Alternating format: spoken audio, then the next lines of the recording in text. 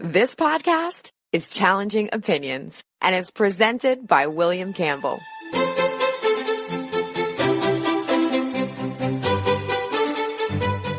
Thank you for downloading the Challenging Opinions podcast for July 29th, 2019. The US has probably the most liberal gun laws in the world, but those laws can be quite complex. In this show, I'll talk to a lawyer who specializes in what you should do if you have or use a gun.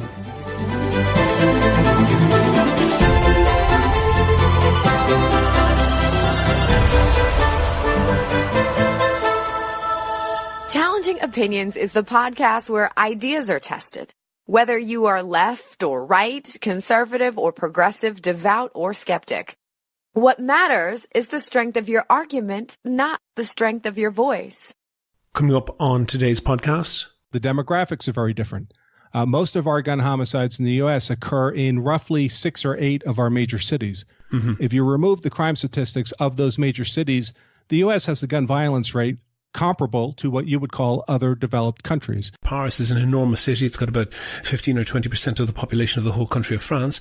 It has far more crime than the rest of the country. There are areas where they don't see a crime from one end of the year to the other. That's coming up shortly. But first, I want to thank all of the people who support me on Patreon, especially the anonymous donor who signed up since the last podcast. I really appreciate everyone who contributes.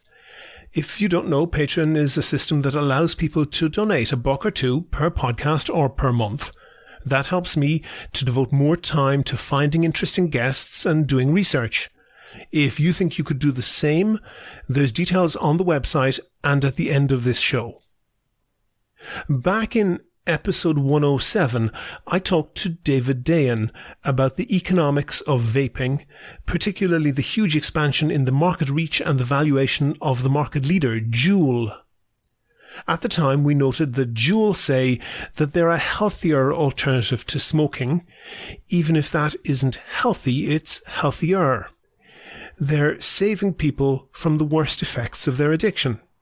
But the suspicion was that, although they deny it, rather than reducing the number of smokers, they're targeting children to expand the number of people who are addicted to nicotine. Some information that has been uncovered since then doesn't exactly reassure the people who might have doubted their word. Documents presented to the House Oversight Subcommittee on Economics and Consumer Policy show just what Juul has been doing to not target children with their products. Let's be clear here. The suspicion is that Juul, now owned by the same company that makes Marlboro cigarettes, is trying to get children addicted to nicotine before they can make a mature decision as to whether that's something they want in their life.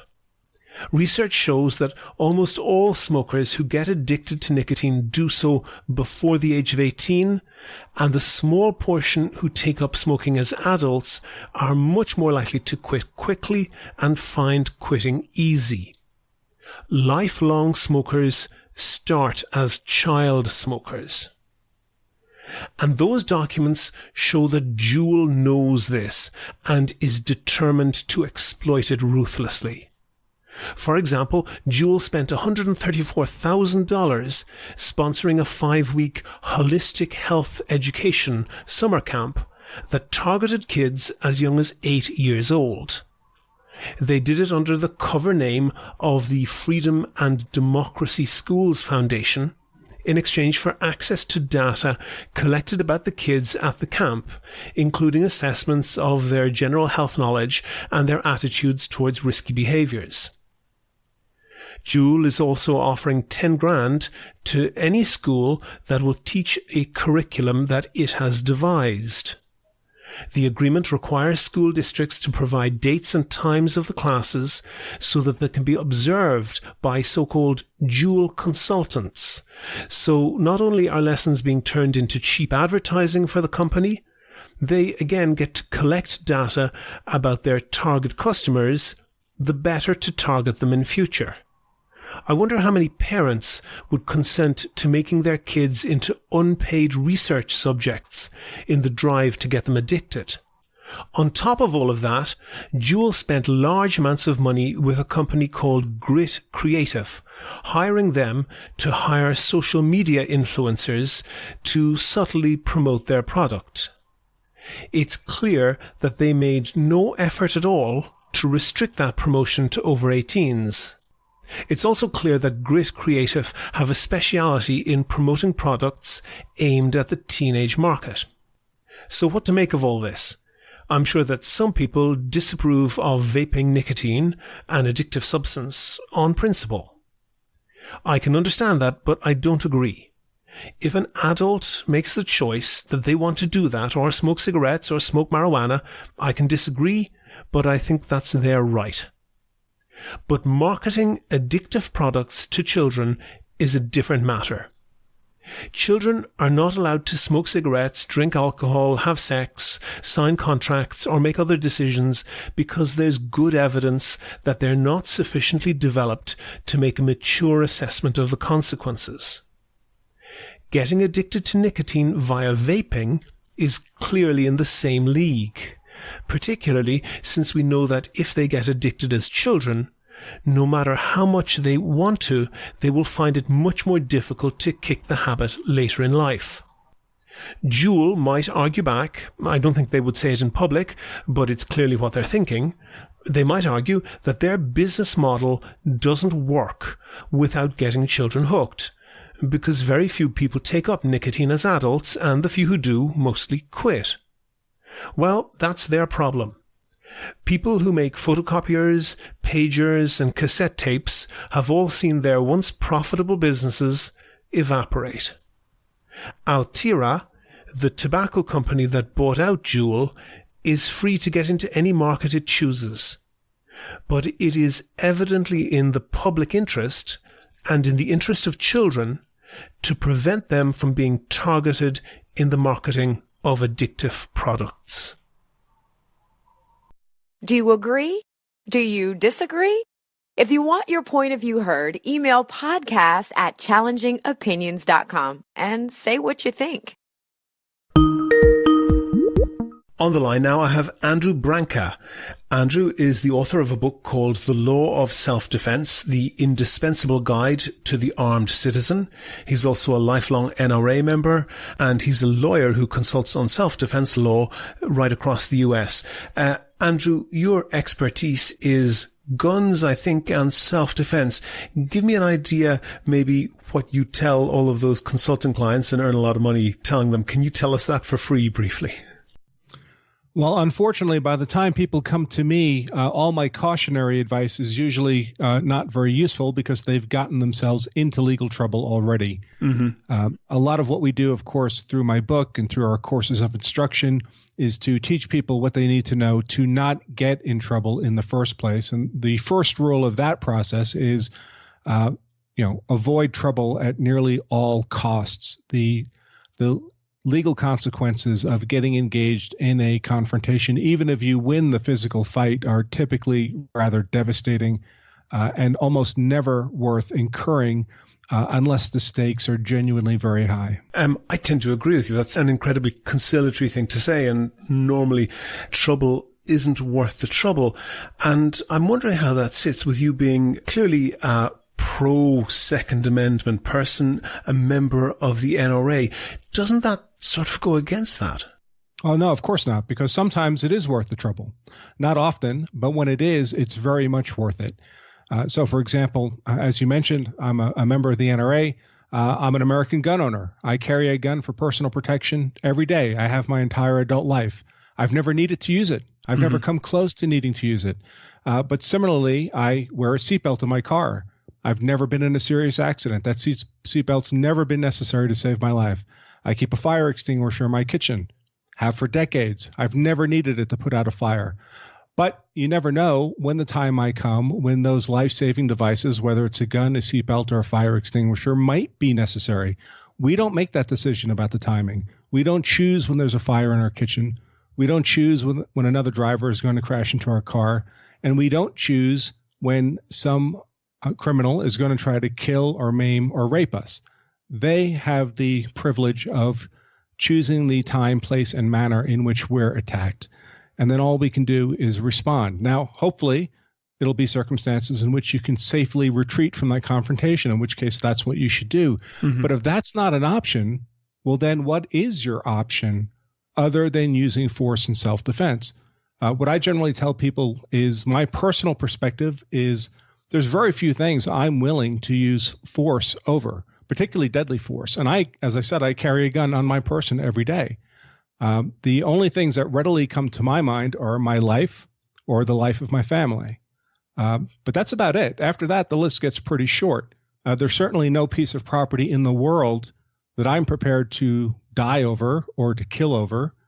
But if it does come down to my life or the life of my family, then I very much do want to have the tools necessary to protect that life. Andrew, I think anybody listening to you will think that you sound like an incredibly rational and reasonable person and somebody who wants to be very prepared and to do things right. I know that the NRA is quite involved in gun training, but given the number of gun owners in the US, just off from your own experience, what percentage of gun owners in the US are properly trained to use their gun? Well, I think that's a complicated, multifaceted question. The truth is the vast majority of American citizens who use guns for purposes of self-defense, perfectly lawful self-defense, have effectively zero training in the defensive use of that firearm. Some of them may have taken a very, what I would consider, and I should mention I'm a firearms trainer myself by certification, although I haven't done it in many years. But in terms of formal training, it tends to be rather minimal. Nevertheless, the overwhelming majority of those armed citizens are successful in defending themselves and their family. The truth is, using a gun's not that complicated. You don't need to be a special operations military soldier to use a gun effectively for personal protection. The distances are not great. If you have situational awareness, you have some awareness that a problem may be coming, and you can either flee or, if flight's not possible, prepare to defend yourself. So it's relatively unusual for a successful case of self-defense in the U.S. to actually involve someone who has a great deal of formal training. Most people don't, and yet are successful anyway. Well, maybe before we look at the training in actually using the gun, just basic training in terms of storing a gun and ammunition safely and securely. Would you acknowledge that there's a very high percentage of guns that are stored in a way that you'd have to describe as irresponsibly? No, I wouldn't agree with that statement because the actual outcomes don't back that up. Accidental shootings or injuries from guns in the United States gets lower every year. It's at the lowest point it's been at in decades. So if unauthorized people were routinely finding guns, I should say, and making use of them to cause injury, we would see that statistic, but we simply don't. I've actually got that statistic. You're right. It's relatively rare, but it's more than 10 times more common than any other developed country. Well, I'm afraid I would have to suggest that it's unfair to compare the United States to any other quote unquote developed country. The numbers of population are different. The culture is different. The demographics are different. I just don't think they're comparable scenarios. Do you think that, and first of all, I'm sure that you can come up with examples, and I'm sure they exist, I'm sure they're true, that you can find examples where an individual defended themselves with a gun, either by using it as a threat or by shooting or possibly even by killing someone. And for that person, there's clearly an individual benefit. But is it possible that that doesn't aggregate to a societal benefit, that although you can find individual benefits and ones that are very important, that the aggregate for society is a steep cost? It's possible, but I don't believe it's true. So I don't think anyone would deny that guns have negative externalities. Human beings do bad things with guns from time to time, far more often than we would like. So the question is not whether or not guns can cause harm, negative harm, anti-societal harm. They certainly can. The question is whether or not that harm is offset by the good that they do. And we have statistics here in the U.S. where the numbers of people every year who are defending themselves lawfully with firearms is in the millions, at least 2 million a year. So the upside how is that having defined, successfully defending themselves? They were faced with a criminal threat, and they ended the threat by having the gun, displaying or firing the gun. Now, of course, the vast majority of that times they don't actually need to fire the gun. Displaying it is enough generally for the bad guy to realize, well, he brought a fist to a gunfight and he runs away from the fight, and the law-abiding person does not pursue, as they should not pursue. But in any case, their life, the threat against them has been neutralized by the fact that they had that gun. If that woman who was facing a rapist had not had the gun, the outcome would likely have been a rape. Instead, it's a rapist running away. Are you sure that's true? Because it seems to me, and you mentioned a number of successful defenses, I think that's extremely problematic to define. And I think, I'm not necessarily disputing what you're saying, but I think that it rests on the definition. And for a situation and the enormous number of guns that exist in the US, particularly in the hands of people who have, as you say, very little training, isn't the cost of that enormous? Well, I mean, if we're going to talk about the need to define terms, you'd need to define costs. Well, the costs are very clear in that the number of handgun deaths in the US is many orders of magnitude higher than in any other developed country. And the number of handgun deaths far and away outstrips all homicides of all types in any other developed countries, even when you adjust for population. Sure. So first, I would again suggest it's inappropriate to use other developed countries as a comparable to the U.S. for the many reasons I've already listed. Second, why? Hold on. That seems a little bit unusual. It's possible to compare all sorts of statistics internationally. There's no reason why you can't do that for gun ownership and use and self-defense and crime statistics as well. Well, I didn't say it wasn't possible. Oh, and it's validly possible. Inappropriate. Sure. Why inappropriate? Let's drill down on that a little bit. Sure. Well, for one example, the demographics are very different. Most of our gun homicides in the U.S. occur in roughly 6 or 8 of our major cities. If you remove the crime statistics of those major cities, the U.S. has a gun violence rate comparable to what you would call other developed countries. So the problem is not distributed homogenously across the U.S. There are other factors playing a role in how these guns are being used. But it's not distributed homogeneously in other countries either.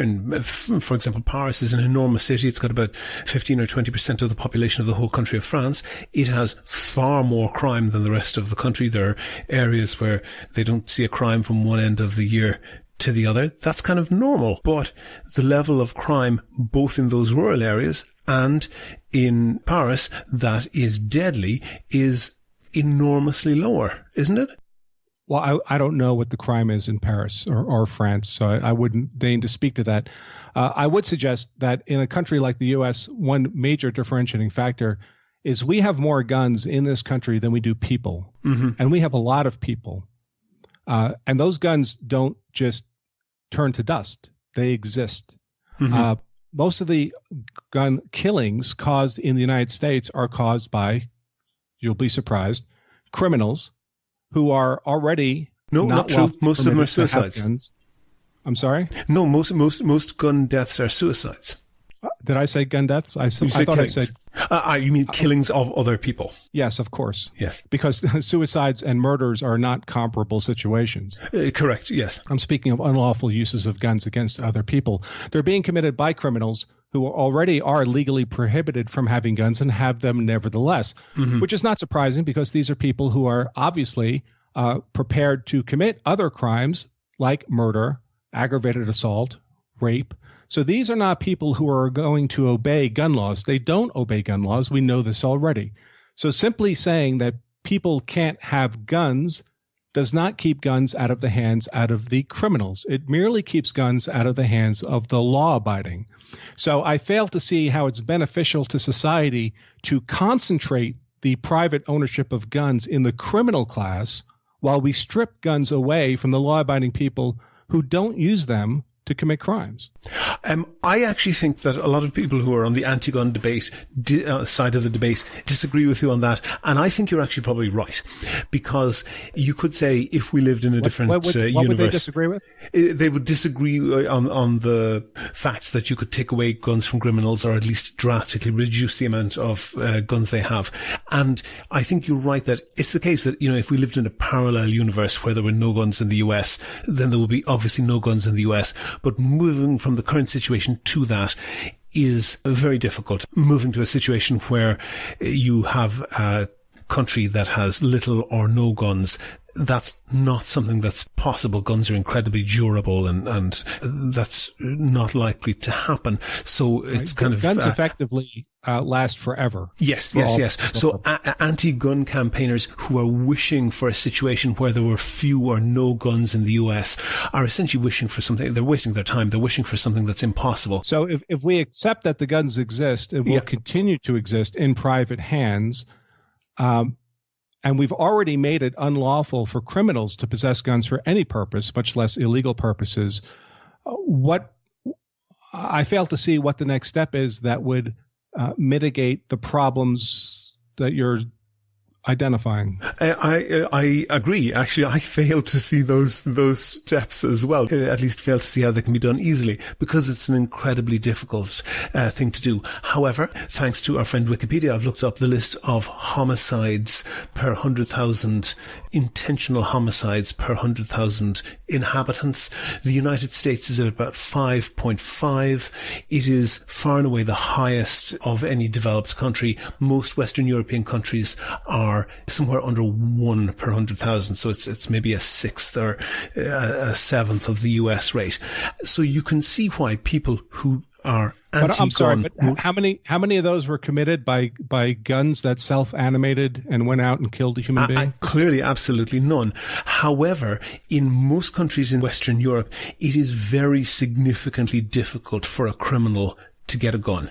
It's not impossible, but it is very significantly difficult, and most criminals do not have a gun, and of the criminals who sometimes have a gun, they mostly don't have a gun most of the time. So that is relevant to the extent that if the wishes of anti-gun campaigners came true, that might be a better situation. But nevertheless, I think you're right that those wishes aren't going to come true. So right. It's a moot point. If wishes for horses, but in America, criminals are aware they're not legally permitted to have guns. They do it anyway. Yes, but the massive number of legal guns and the very loose regulation of that makes it very easy for criminals, albeit illegally, it is easy to get guns, whereas it's not easy. It is illegal and also difficult in Western Europe. It's difficult in Western Europe for both criminals and law-abiding people to get guns. Exactly. Yes, we agree on that. And so there's a cost to that paradigm. I'm not sure that there is a cost. And again, we're in a wish fulfillment situation, but the typical homicide rate. Violent crimes do take place in Europe, yes? Yes, absolutely, but at a drastically lower level. But what I'm saying, and trying to stay in the realm of the possible, the NRA has campaigned really very vigorously against measures that don't even approach restricting the amount of guns, but for example, requiring mental health checks, requiring background checks, and requiring training. Wouldn't it be a sensible thing for the NRA to say, hey, we offer gun training. Many other people can offer it as well. We'll set up a minimum standard of gun safety. That's to say how to store and clean a gun, and also how to use it. And if you want to get a gun license, you pass a basic test. You mentioned seatbelts earlier. You got to pass a test to drive a car. A gun can be just as deadly as a car. Wouldn't it make sense to put the same imposition on owning a gun? Well, you raised a great many policy proposals, and there's different objections to each of them. So I don't know how much time we have. I would suggest that your analogy to the car is a very poor one for reasons I'll explain. One is, in America, again, I don't know how things work in Europe. In America, you do indeed need a driver's license to operate a car in a public way, on a public road. You do not need any kind of license of any sort merely to own Sure, the vehicle. but it's of limited use if you can't drive in it. America, we have a lot of regulations that are required to own a gun. Mm-hmm. You have to be background checked. And by the way, in terms of mental stability, anyone who's been adjudicated mentally defective in any way, or a threat to the public, or a convicted criminal, is prohibited from owning a firearm. But that prohibition is ineffective. Well, I'm not sure what you mean by ineffective. Well, for example, the gun show exception, that anybody can show up at a gun show and buy a gun without anybody checking whether they're a felon, whether they're mentally defective, and so forth. No, I'm afraid that's not true. Why not? If you want to purchase a firearm in the United States from a gun seller, you have to undergo in all 50 states a federal background check. And if I want you're referring to something that's called the gun show loophole? Yes. That's a made-up term by the gun control advocates. There's no such thing as a gun show loophole. Now, it is, of course, true that one person could privately sell unlawfully a gun to a criminal or somebody who's mentally unstable, but that's a crime. That's already illegal, and laws against criminal conduct do not stop people who are prepared to break those laws. How many people are typically convicted of that particular crime each year? Unfortunately, the number is very low because for some reason the authorities do not want to pursue prosecutions of those people. Would you advocate that a rigorous enforcement of that? Absolutely. Unfortunately, often the prosecutors are dealing with situations in which a prosecution might be perceived as unattractive. So, for example, one of the most common ways that criminals obtain guns unlawfully in the United States is from a gun store, where a background check is done. But the criminal doesn't go into the gun store. The criminal gets a girlfriend who has no criminal record. And she goes into the gun store, lawfully buys the gun, and gives it to the criminal. Or he has his mother go into the store and buy the gun and give him the gun. The mother underwent a background check, but of course the gun ultimately went to the criminal. That's what we call in the U.S. straw purchases. They're completely unlawful. They're unlawful under federal law. It's a 10-year federal prison sentence if you're caught. But again, almost no enforcement. Because the prosecutors don't want to prosecute the girlfriend or the mother and put them in federal prison for 10 years for doing this. Okay. Would you accept that the NRA is a very powerful lobbying organization? It certainly hasn't been lobbying for stricter enforcement of that law. No, it does, absolutely. The NRA is 100% backing prosecution of unlawful straw man purchases. I want to look at one other topic. You might be aware of what's called the Dickey Amendment. For people who don't know what it is, it's a requirement that the Centers for Disease Control don't in any way use their federal funds for advocating for gun control, but that's typically worked out that it means that they're not able to study gun control or gun violence or how perhaps to mitigate it. That was something that the NRA lobbied for very heavily. Are you sure that's wise? Well, first of all, I disagree with your premise. There's a difference between advocacy and study. They're free. The CDC is free to study anything they want. The fact that we don't want them to use public funds to advocate certain political positions, well, they're not supposed to be a political advocacy organization. They're supposed to be a scientific There's no specific law forbidding them from advocating a whole other range of political positions. That does seem to have put a chill on them to prevent them from studying in situations where the outcome would perhaps support gun control. Well, you'd have to ask somebody from the CDC about that. To my knowledge, there's no prohibition on them studying any gun initiative they want to, nor for any university or any other public policy organization in the U.S. There's no law in the U.S. against studying anything you want to study.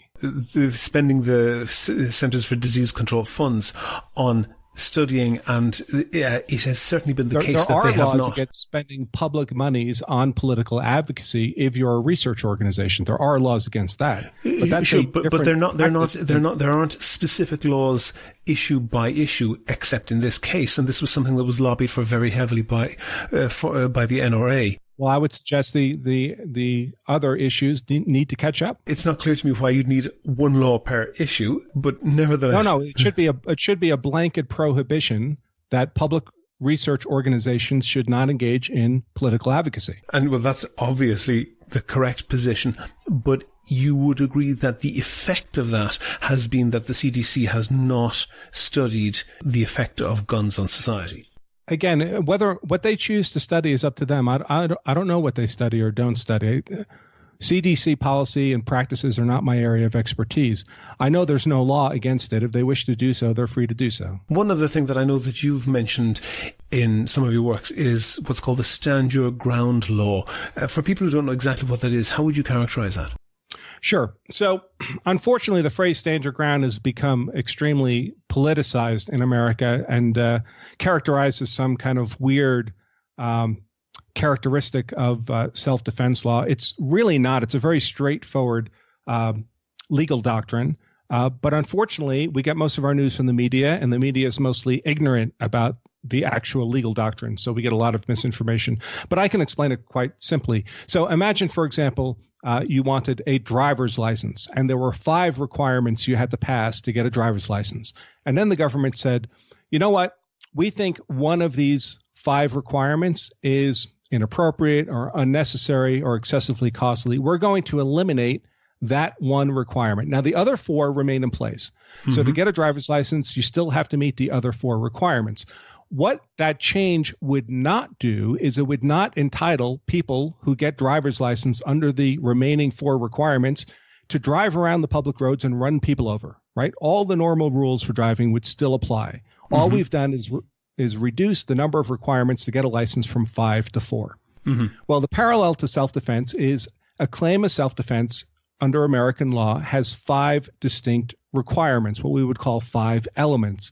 One of those elements can be that you have a legal duty to retreat if safely possible before you can use force in self-defense. Mm-hmm. Most American states have taken those 5 elements and removed that one, that legal duty to retreat. That's what stand your ground properly means. We've taken the 5 elements of self-defense. The one that would normally require a legal duty to retreat, most American states have eliminated that one. The other 4 elements still remain. Which are? So that you have to have been the innocent party, so not the aggressor in the confrontation. You can't have started the fight. Mm-hmm. That the threat you're defending yourself against is a threat that's about to happen right now. So it can't be, for example, an offense that occurred previously or a future prospective threat.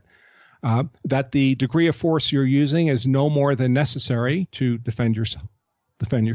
Mm-hmm. And that your conduct, your perception of the threat is a reasonable perception. So an irrational fear, for example, would not be an acceptable reason for self-defense. It has to be a perceived threat that any reasonable and prudent person would similarly perceive as a threat.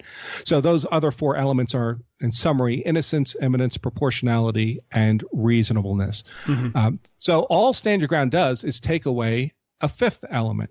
And by the way, that's the majority position in the United States. So about 38 states do not impose that legal duty to retreat. Only about 12 states still do. It would normally be the case. I mean, if you're at home, you don't really have anywhere to retreat to. Isn't that the case? Yeah. So even the minority of states that do, the 12 or so states that do impose a general legal duty to retreat, always have at least one exception to that legal duty, and that's what we call the castle doctrine. If you're in your castle, if you're in your home, you're relieved of that otherwise existing duty to retreat. They only impose that duty to retreat if, generally speaking, you're out in public. Oh, okay. So are you saying that the duty to retreat has been removed in these 38 states, even in a public place? Even in a public place, that's correct. And and removed is not quite the right word, because about half of those states never had a legal duty to retreat in the first place. It simply... Whatever the previous position, the current position is that there isn't a duty to retreat. Is that wise? I mean, clearly that's something that you're in favor of, but would you not agree that that's something that if you alert people or you put into the public consciousness, especially with the phrasing stand your ground, that has the potential to aggravate situations that might previously have been tense and make them violent? So I think whether or not to impose a duty to retreat or to allow for stand your ground is a public policy question on which reasonable people can differ. Frankly, I'd be fine with either position. I certainly advocate all my clients to, if possible, to safely retreat, that they're incredibly stupid if they don't take advantage of that opportunity to retreat. I urge people to retreat whenever it's safely possible to do so, regardless of what the law of that particular state allows. If you have a safe avenue of retreat and you don't take advantage of it and choose instead to get into a fight, you're an idiot. Yeah, I agree with you. I think you're giving the right advice. And I think maybe we're fumbling towards something agreement on this, because somebody who stands their ground, they're at risk of losing, aren't they? Oh, yes. So, I mean, what I always urge people to keep in mind is because we're really talking about two fights, right? There's a physical fight, and then there's a legal fight that follows the physical fight. Sure, but I'm only focusing on for the minute anyway. I'm only focusing on the physical fight. There's even if somebody's in the right and thinks they can win, there's a significant risk they won't. Well, the risk's always greater than zero, isn't it? Yeah, exactly. Yeah, I don't care which makes it significant. Sure. I mean, because the potential consequence is your death. Yeah. So the stakes are pretty high. And I don't care what kind of gun you have or what kind of martial arts training you have or what kind of military training you have. The risk of losing the physical fight is always greater than zero. So the question becomes, what are you prepared to die over? And what's your attitude towards some groups? I don't know if they were associated with the NRA, but certainly pro-gun groups who raised money in order to give it as a reward or a prize to the first person who would shoot somebody under this law in some states. I've never heard of such an organization. Not sure it was an organization, but there certainly were funds raised. Doesn't that tell of really a dangerous, hostile situation? Well, I don't know what to say, except, of course, that I would find the prospect of awarding prize money to someone for having killed somebody, lawfully or not, to be despicable. Now, there are organizations in the U.S. that are essentially kind of prepaid legal services where if you're involved in a confrontation and you've shot somebody and you're going to court because there's a question whether or not your conduct was legal, that your legal expenses will be covered.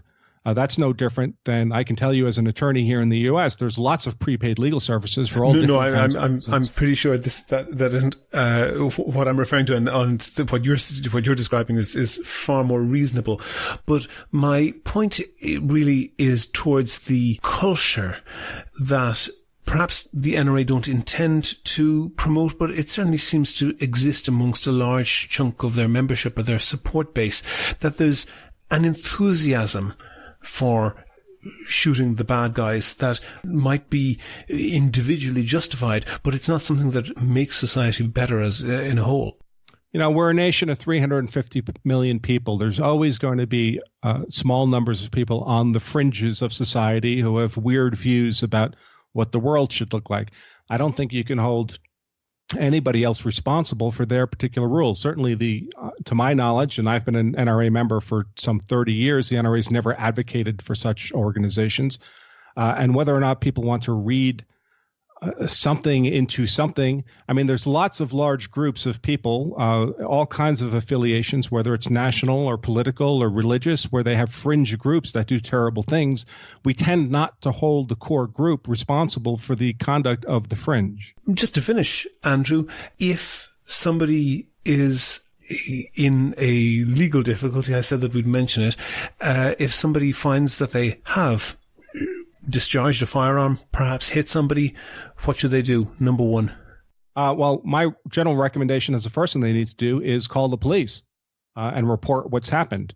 If they've done it in lawful self-defense, they're going to need to justify that use of force as lawful self-defense, and that means getting the authorities involved, including, both, by the way, not just the police, but also medical services.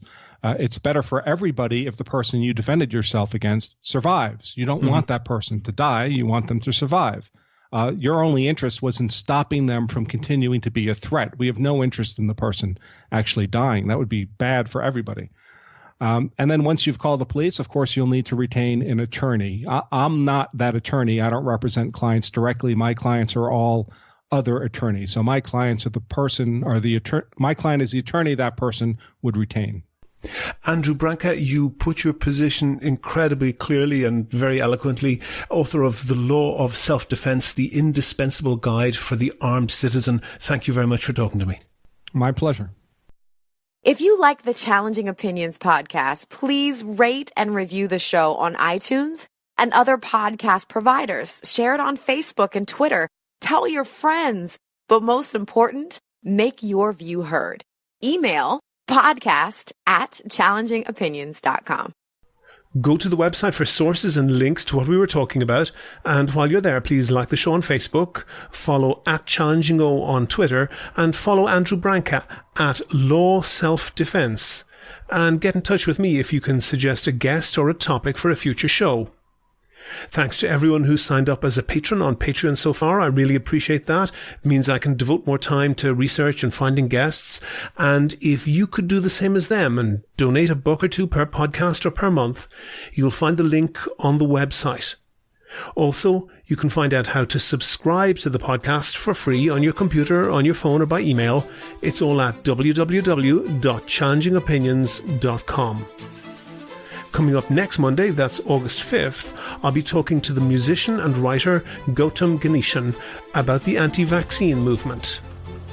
The Challenging Opinions podcast is produced and presented by me, William Campbell. Thank you for listening.